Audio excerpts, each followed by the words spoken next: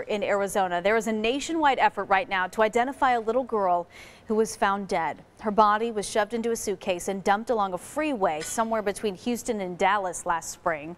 It's not known how she died, but there are some unique clues in this case. For instance, one of them leads right back to our state.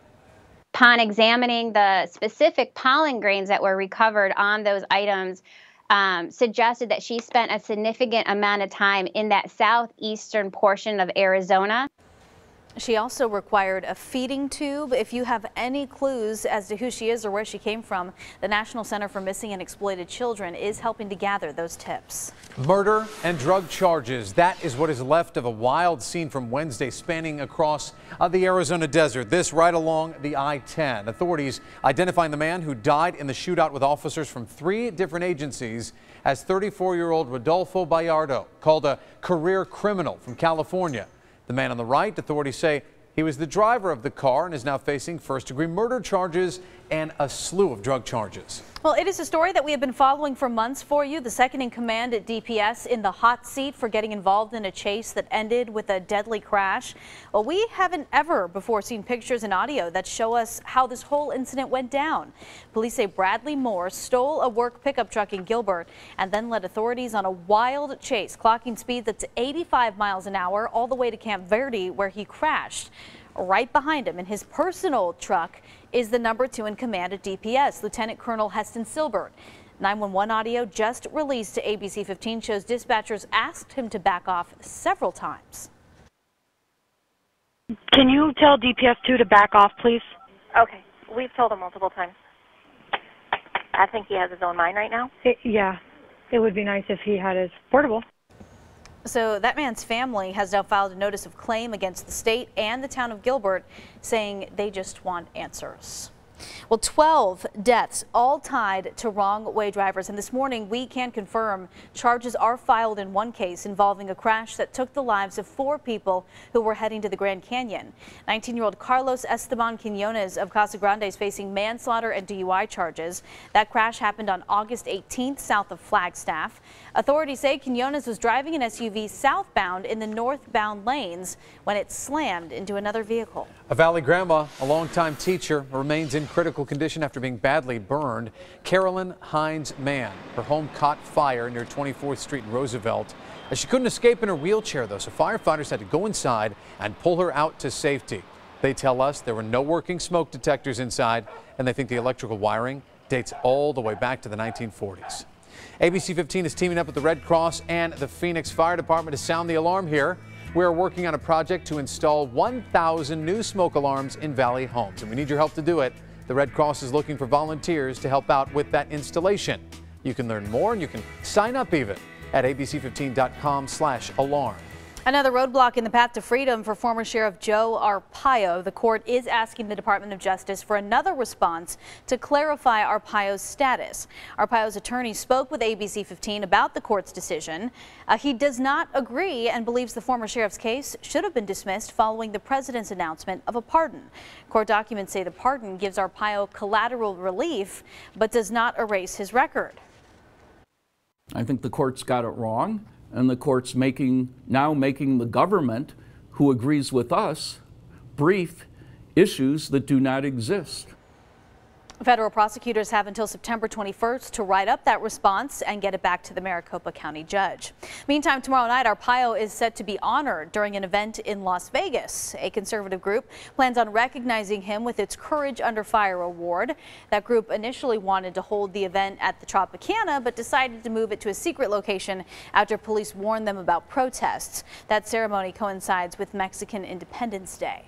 Governor Ducey is calling out our state's attorney general. He says the lawsuit just filed against the Arizona Board of Regents is unnecessary. The lawsuit is over tuition hikes, but Governor Ducey claims universities in our state are affordable and accessible to all Arizonans. He acknowledges the schools have seen some pretty big budget cuts, but they remain properly funded. They have a lot to gain and nothing to lose. So that's Martin Rios right there. He's got passion and he is determined, but above all, he's got a success story that'll inspire you this morning. Rios is the Director of Membership Services at the East Valley Hispanic Chamber of Commerce, but he has worn a lot of hats. He worked for DPS for 23 years, co-owned a furniture business, and in all that time, he wanted one more thing. He wanted a degree. I was determined that I had a goal set and I wanted to do it. His inspiration to reach that goal, well, his kids. Rios tells us he wanted to set a precedent so that he could show his kids that you can complete your goals. So he enrolled at the University of Phoenix, and at 50 years old, he's got his Bachelor of Science in Management. Rios, by the way, still invigorated all these years later. To me, it's been exciting. Life is like a journey, and I'm enjoying every bit of it. The takeaway here, he never gave up, even though it took him more than 20 years to achieve his goal. And get this, Rios, he's now thinking about getting his master's. Oh, they made a big splash in the mattress industry, and now Phoenix-based Tuft & Needle is taking on more. We got a sneak peek here. Take a look. This is the 4th store in downtown Gilbert. With it, they are also launching 2 new products. High-quality sheets and pillowcases made with stronger seams and elastic. And the cotton, get this, it's grown in the desert Southwest. It's got an easy-to-assemble bed frame there, also made with repurposed walnut that would otherwise have been tossed out. The new Gilbert location opens up on Monday. Well, it's a big day for the Scottsdale Unified School District as Chaparral High School will dedicate its new football field during the homecoming game. Yeah, it is a big night. It's amazing how much that school has transformed since I was there. This is a look at the field. The Firebirds will have a ceremony today, and you're invited to take a little stroll across the turf there. Once the football season is over, a running track will be built around the field. That looks like a college stadium right there. That looks nice. Oh, yeah. The ceremony starts at 5, and gotta say it, go Firebirds. All right, we are looking at double digits across the valley today, nice and very warm. We're going to break down your hour-by-hour temperatures next. Well, controversial speaker sparking protests and arrests on the Berkeley campus. This could be a preview of what's to come. We'll explain.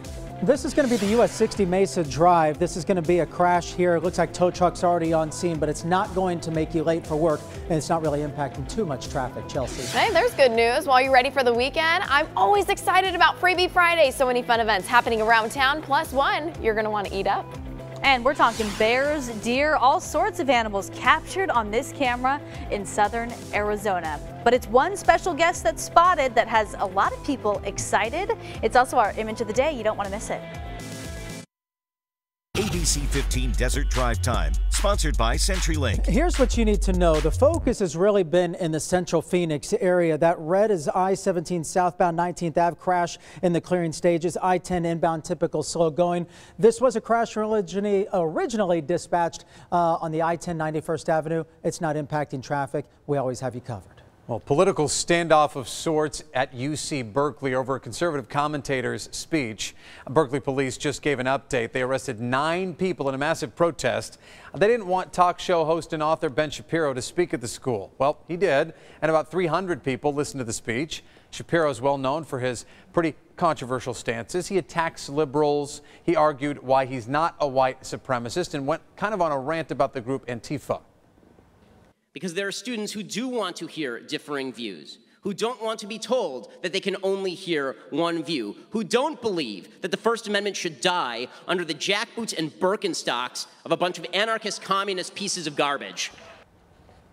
He is a conservative firebrand, no doubt. This could be a preview of what's to come. Some controversial right-wing speakers. Remember Milo Yiannopoulos? He wants to hold a free speech week there at Berkeley, so we'll see what happens.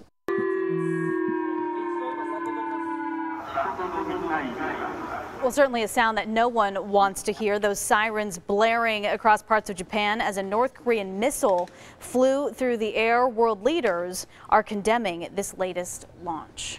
Okay, guys, we're going to go left here, and we want to talk about your image of the day. A spotted jaguar seen on camera in southern Arizona. Isn't that so neat? I feel like I'm watching like National Geographic. Now, the Center for Biological Diversity posted this clip. That big cat believed to be one of 3 jaguars in the United States. Students in Tucson naming this jaguar Sombra. It was last spotted in November. It's important to know, too, they don't believe this is El Jefe in the Santa Ritas near Tucson. This is in the Chiricahuas near my hometown of Wilcox. That's incredible. I know. It's so See those cool. spots there? first when I saw just the video, I was like, where is that? Oh my gosh, here in Arizona. I know, it's unbelievable. Hey, I know. Sombra's got some friends. There was a bear, a mountain lion, Oh, also a look cub. at the little cub. It's like we're in the Sahara. Oh my. I know, right? Very cool. My goodness. Hey, our Diamondbacks, they're having a great season, right? Nobody's making history, though, like the Cleveland Indians. Did you see this? It took 10 innings to do it, but the Windians, as they're known, the Windians, because all they do is win, win, win, no matter what. They finally hit that walk-off that would land them in the history books with the longest winning streak in the modern era of Major League Baseball. Win number 22 came at the expense of the Kansas City Royals. Oof, what an amazing streak. Congrats to them. Well, no matter how tough your week has been, there is light at the end of the tunnel because of our Smart Shopper. They've got a lot of freebies and things that are cheap for the whole family. Yeah, saving a little extra cash can definitely lighten your spirit. So Chelsea Davis has the money-saving details.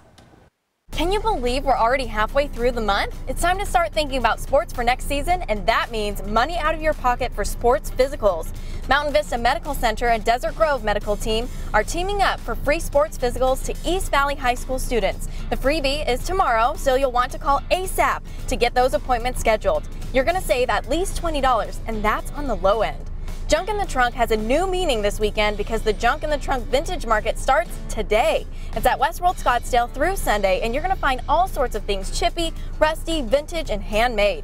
You can only buy tickets at the gate, and admission starts at $8 for general admission. If food is more your kryptonite, head over to Dr. A.J. Chandler Park tomorrow for their Rockin' Taco Street Fest. They will have more than 24 taco restaurants and food trucks making tacos you probably couldn't even create in your mind. But it's not just food. There will also be music, a lowrider car show, a salsa competition, and of course, a taco eating contest. Admission is $8. Sign me up for the taco eating contest. And since we're talking food, don't forget Restaurant Week starts today. And I'm hoping you made your reservation because we told you about it a couple weeks ago. But if not, you can still get online and give it a try. We found some really great 3-course meals for just $33 at places you may have never had the chance to visit. So go to our website for the full list of all the participating restaurants and find out which ones actually have the best deals.